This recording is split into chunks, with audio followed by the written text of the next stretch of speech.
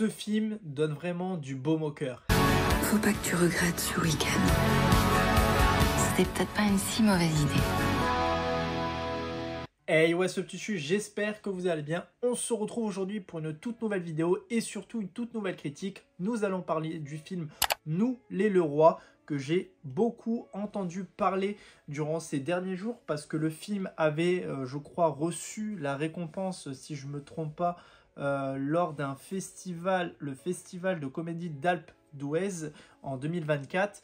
Et j'avais vu pas mal de bandes annonces et surtout la bande annonce quand j'avais été voir, je crois, le film hier, SOS Fantôme, et je me suis dit pourquoi pas aller voir celui-ci. C'est vrai que j'essaye aussi de donner la chance aux films français, car je suis désolé mais on a aussi d'excellents films français et il faut le souligner quand il y en a, et je pense que lui en fait largement partie. C'est la première réalisation du réalisateur du coup Florent Bernard, qui est aussi connu sous le nom de Flaubert.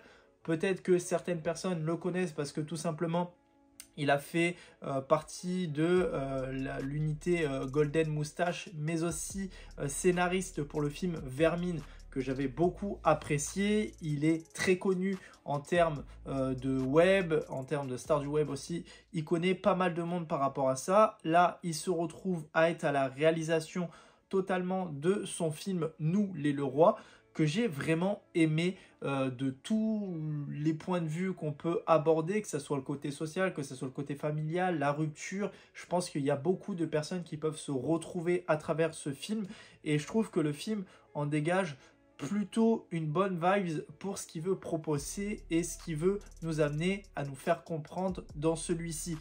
Et avant de rentrer vraiment dans le vif du sujet par rapport à tout ça, de quoi parle le film ?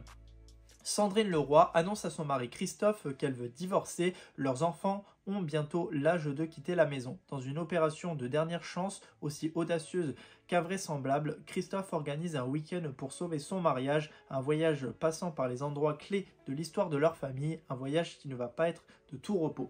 Voilà ce qui est du pitch de ce film, et je trouvais l'idée vachement bonne, voilà, de parler du côté familial, ou qui est aussi un sujet peut-être un peu plus intime pour chaque personne qui sont en couple par rapport à tout ça, qu'ils soient avec des enfants ou tout simplement sans enfants avec un couple. C'est-à-dire que on essaye toujours, si on aime quelqu'un, de sauver notre couple d'une façon ou d'une autre, et on essaye aussi de rattraper peut-être les pots cassés si on le veut. Et ce qui est marrant dans ce film, c'est qu'il le fait d'une façon plutôt intelligente. Le fait de faire part de ce côté où la famille est totalement en destruction. Ils ne s'écoutent plus, ils ne se parlent plus, chacun est noué dans son travail, les enfants sont au milieu. Et le mari décide de faire ce côté souvenir en essayant de leur remontrer tous les endroits qu'ils ont passés durant ces 20 ans de mariage dans leur couple. Et je trouve ça vraiment intéressant. Déjà, à commencer par les acteurs. Les acteurs, on retrouve Charlotte Gainsbourg ainsi que José Garcia. José Garcia, j'ai la plupart du temps vu des rôles un peu comiques, un peu moins sérieux qu'il peut nous proposer. Et franchement, j'ai été très bluffé par son jeu d'acteur qui est juste remarquable, avec des petites vannes de temps en temps dans le film. Et les vannes sont très justes, sont très bien amenées, et elles sont posées au moment où il faut. Et ça, je trouve ça hyper intéressant, parce qu'il y a eu un moment où j'ai vraiment rigolé, un moment où ils arrivent justement dans leur premier appartement. Ils essayent de retrouver une pochette qui se trouvait derrière le lave-vaisselle, si je ne me trompe pas. Il va débrancher le lave-vaisselle et en final, ça va faire inonder l'appartement. Ils partent en vitesse et tout. Enfin, j'ai beaucoup rigolé sur des moments comme ça. Il y en a plein. C'est vraiment, en fait, c'est très dosé au niveau de l'humour. C'est pas un film d'humour. Si vous recherchez l'humour à travers ce film, ce n'est pas du tout le cas, parce que c'est juste à certains moments on essaye de faire rigoler, d'apaiser l'atmosphère par rapport à tout ça, et je trouve que c'est bien fait dans ce niveau là.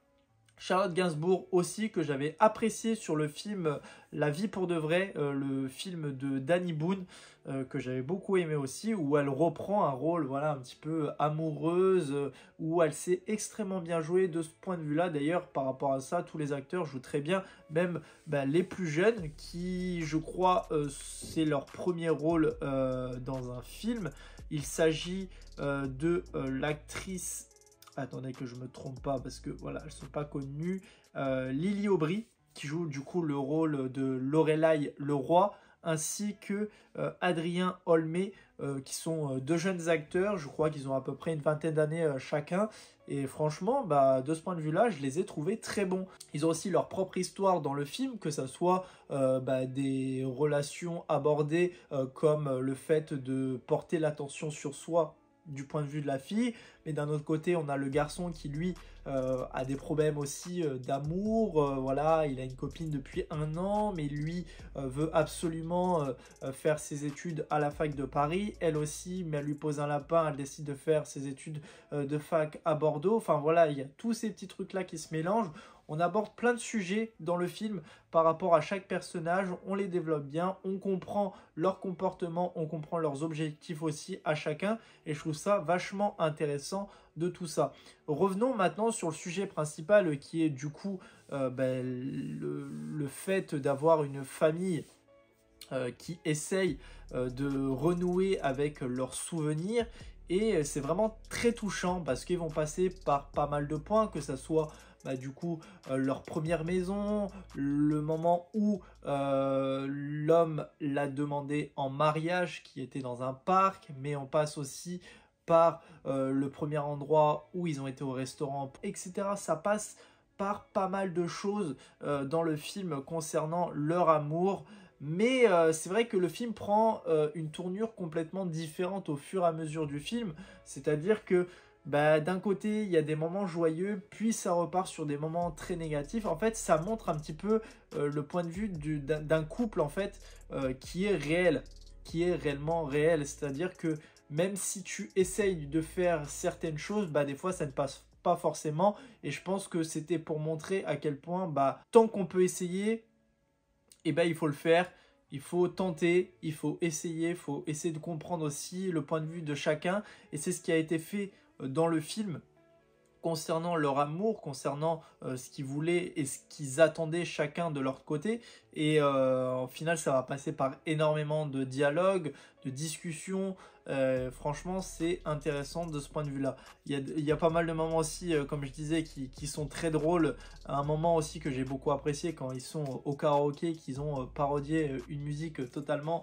Et ça aurait pu être un moment joyeux. Au final, ce n'est pas le cas. Ça part plus sur un côté négatif. Et franchement, c'est hyper intéressant comment le film part sur des tournures complètement différentes jusqu'à arriver à un moment où au final il n'y a plus aucune chance pour sauver le couple parce qu'ils ont chacun un avis différent.